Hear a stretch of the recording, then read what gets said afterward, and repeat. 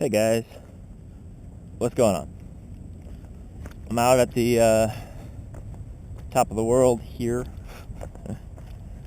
doing a little bit of flying, getting used to the new program on the KK2.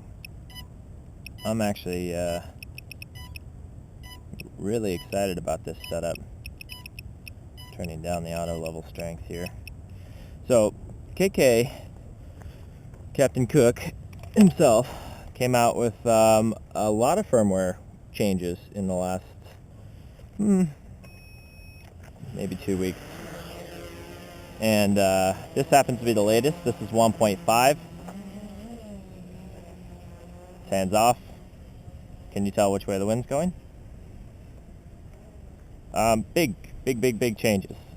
He improved the auto level drastically, and there's a dude named Shane actually came up with a accelerometer loop that worked far better. So there were a couple mod firmwares that worked really well with auto level. First one had a little bit of an issue that could cause crashes, and the second one was perfect. So Rolf took those, the concept, and basically installed it into the new firmware, the 1.5. 1.5 has a lot of other features too. He really dialed a lot of things in. Another really nice feature about it is it now supports 2-axis camera gimbals, which was something I was really hoping for support really soon, because it is a really awesome way to get some nice smooth footage, so you don't have to have two processors, two control boards, one controlling the gimbal, one controlling the craft itself. So this will do just like a DJI NASA will, minus the GPS. Now the auto level is really actually very good. It's not quite as crisp as the NASA still, but it is surprisingly close. And for a $30 control board, that is astounding. I mean, again, I'll try to counteract some wind here while I rotate.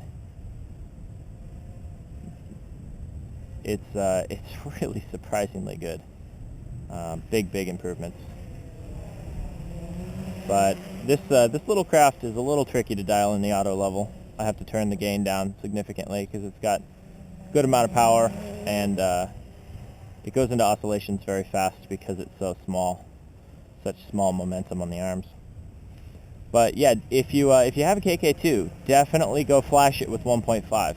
It'll take a little bit of extra setup just to make sure you get your auto level setting.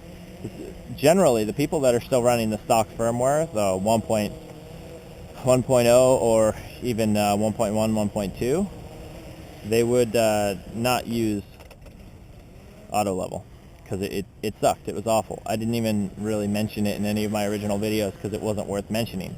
It was very difficult to get to work decently, and it never really did that. Now we're talking about like good control. You can see it's still jiggling around a little bit here, but like, check this out. I'll put it down here.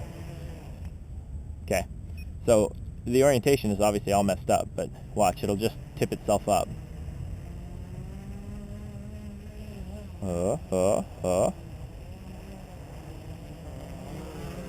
Nice.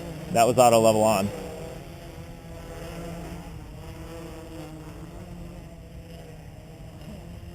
Cutting the grass.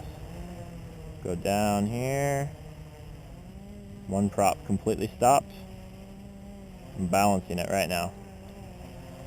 See, that one prop's gone, completely stopped. Now I'll keep letting it down. Now watch.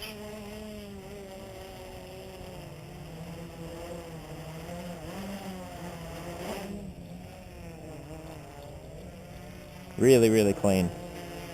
Surprisingly good. I just did a toss test, which was scary because it was the first time I did it. Did it twice. It caught itself, but I'm not comfortable doing it at all. I hooked it up really high, turned on the motors, and aside from sort of darting off towards the edge of the cliff there, I did actually catch it and bring it back both times. So auto level works quite nicely. And here's a good example of the auto level working. Starting at this orientation. This is me just rolling on throttle. Once it gets to level, you're flat. It's nice. The one thing you do need to do, obviously you need to dial in your gains for the auto level, but you also have a trim function.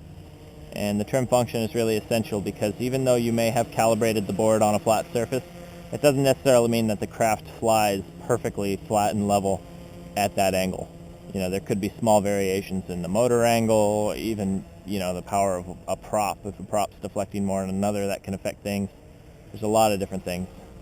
So you need to make sure that you can dial in the trims just by kind of checking it out. Put it on a flat surface, take it off an auto level.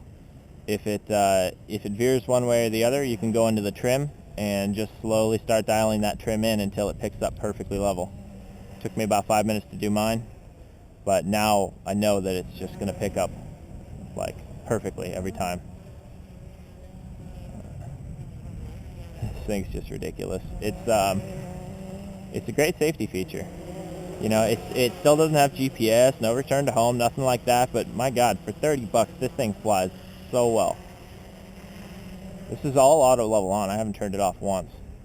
So you can still whip it around and stuff. It's certainly not as whippy as the other control, you know, as manual control. But for FPV, this would be a must. And for beginners, this would be a must.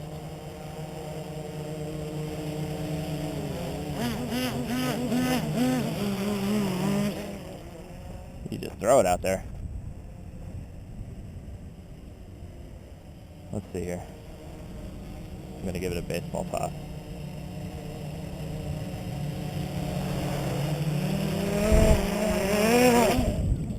Oh, that was a little scary.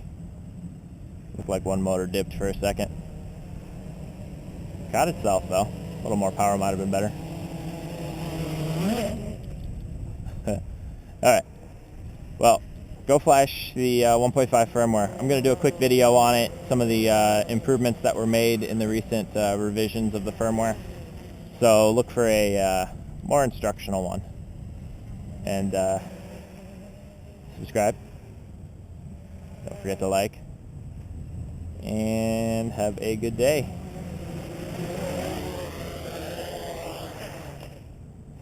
See you guys.